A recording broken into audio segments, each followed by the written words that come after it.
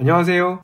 미국 주식 두더지입니다. 최근 미국 주요 지수가 하락하며 국채금리 급등에 의한 조정장이 시작된 것인지에 관해 논의가 뜨겁습니다. 미국 주식에 투자하고 계신 분들은 내가 갖고 있는 주식 팔아야 할지 고민이 많으실 텐데요. 고민 해결에 도움이 될 만한 매우 중요한 인터뷰를 하나 소개해드리려고 합니다. 먼저 짧은 인터뷰를 하나 듣겠습니다.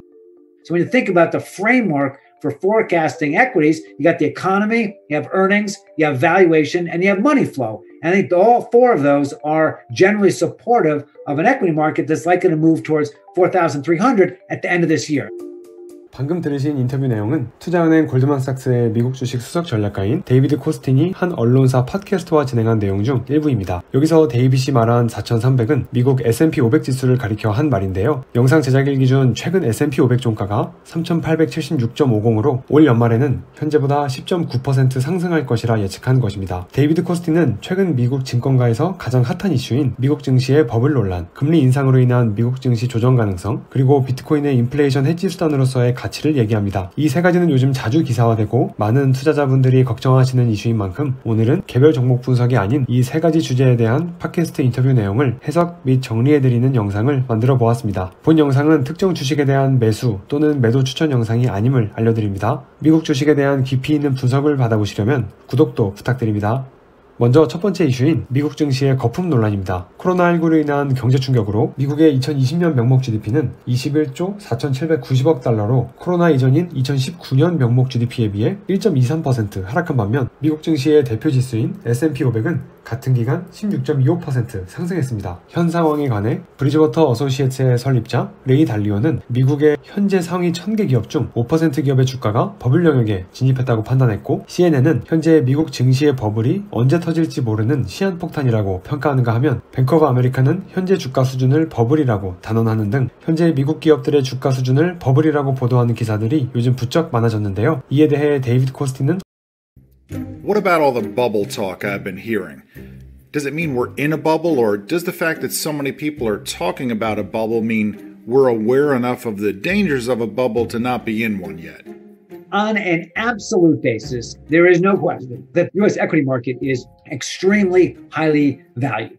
You can look at the market cap to GDP ratio, PE multiples, enterprise value to sales, enterprise value to EBITDA, price to book. Any one of those metrics are going to tell you the U.S. equity market is somewhere between the 90th and the 100th percent of the historical valuation versus history. So on an absolute basis, Jack, that is definitely the exhibit A for bubble valuations. Exhibit B, of course, another side of it is relative to the super low interest rate environment and whether that is investment grade, high yield, treasuries, other metrics of a measure of a cost of borrowing, equities actually look reasonably attractive.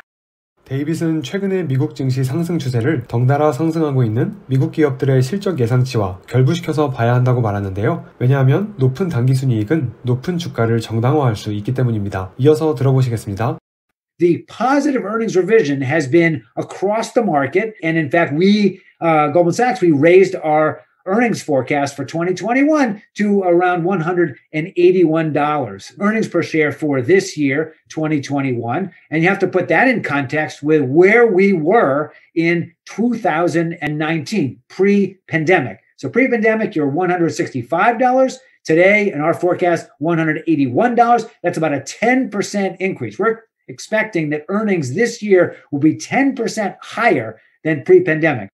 여기서 S&P 500 지수에 대한 데이빗의 추정이 현실화된다면 2021년 연말에 S&P 500 지수는 당기순이익 대비 23배 정도 퍼에 거래될 텐데요. 이는 역사적 평균인 15배보다는 높은 수준이지만 2020년의 퍼 비율에 비하면 낮은 수준입니다. 아직 코로나19가 종식되지 않은 가운데 2021년 기업들의 실적이 2019년 대비 10% 증가한다는 추정이 다소 터무니없어 보일 수 있습니다. 그런데 최근 2020년 4분기 earning을 발표한 S&P 500 기업들의 실적이 2019년 4분기 대비 오히려 2% 증가한 만큼 2021년 실적이 2019년에 비해 10% 높아진다는 추정도 일리 있어 보이는데요. 그럼 코로나19로 식당, 영화관, 놀이공원, 쇼핑몰 등 기업들의 영업이 제한된 와중에 2020년 4분기 실적은 어떻게 2019년 4분기보다 2% 증가할 수 있었을까요? 이어서 인터뷰 들어보시겠습니다. I asked David, how is it that even though life still feels locked down, we're reaching record earnings? So there's definitely been a tech contribution that's very significant. And if you think about it for just a minute, the largest 5 companies or 5 of the big stocks that everyone focused on last year had revenue growth in 2020 of 18%, positive 18%. In contrast, the other 495 stocks in the S&P 500 actually had sales declines of around 5%. 코로나19로 레스토랑이나 쇼핑몰 같은 컨택트 산업은 매출에 타격을 입었는데 상위 5개 IT 기업들은 사상 최고 실적을 내고 있는 상황입니다. S&P 500 지수는 기업들의 시가총액을 가중평균에서 구하는 만큼 이 상위 5개 기업들이 지수 상승을 이끌고 있는 것이고요. 그럼 현재의 실적 증가는 S&P 500 기업 중 단 1%인 5개 기업에 의한 착시 현상이니 곧 거품은 붕괴하는 걸까요? 이에 대해 데이빗은 이렇게 말합니다.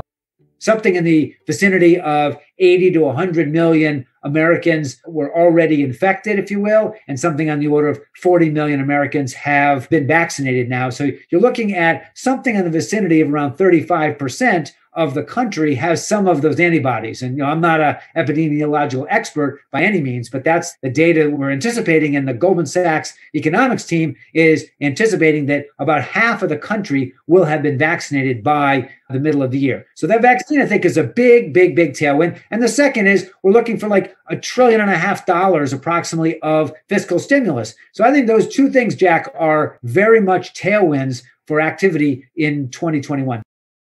I would say both anecdotally as well as sort of part of the modeling is we are expecting there's a pent-up demand and desire for people to socialize, whether that's travel, whether it's seeing relatives they haven't seen in a year in some cases. We have great optimism for the latter part of this year. I think you're really going to see the acceleration in the second quarter, partly because of the vaccine, but also because of the fiscal stimulus that we're anticipating. 즉 2020년 S&P 500 기업들의 실적은 상위 5개 테크 기업들이 이끌었지만 2021년에는 절반이 넘는 미 국민의 백신 접종 그리고 바이든 행정부의 경기 부양책 시행으로 그동안 억눌렸던 소비자들의 수요가 폭발하면서 매출 상승이 산업 전반으로 확산할 것이라는 분석입니다. 그럼 남은 변수는 금리인데요. 최근 인플레이션 우려에 국채금리가 1.39%까지 상승했고 미국 연준의 금리 상승에 대한 우려도 많습니다. 금리 상승은 주식시장의 유동성을 흡수하는 만큼 주식시장 추세의 중요한 변수인데요. 이에 관한 인터뷰 이어서 들어보겠습니다. Our expectation is that the Fed will be on hold until 2024. So Jack, you're looking at multiple years, plural years of interest rates basically pinned around zero. Yes, there's concern about inflation. Fed kind of wants to get that inflation up. So you've got yield curve steepening a bit, but 10-year treasury yields now around 1.2%, maybe rising towards 1.5%, perhaps 1 3/4 over the next year to two. It's increasing, but not a lot. That's basically the argument or one of the supporting arguments, valuation for equities. 정리하면 이자율이 오르고 있긴 하지만 데이비드 코스티는 향후 2-3년간 국채금리가 1.75% 아래에서 움직일 것으로 보고 있기 때문에 주식시장에 큰 영향은 없을 것이라 보고 있습니다. 마지막으로 최근 5만 달러를 넘어가며 큰 화제가 되고 있는 비트코인의 밸류에이션에 대한 인터뷰 들어보시겠습니다. Are you in on this too? I do not own any Bitcoin.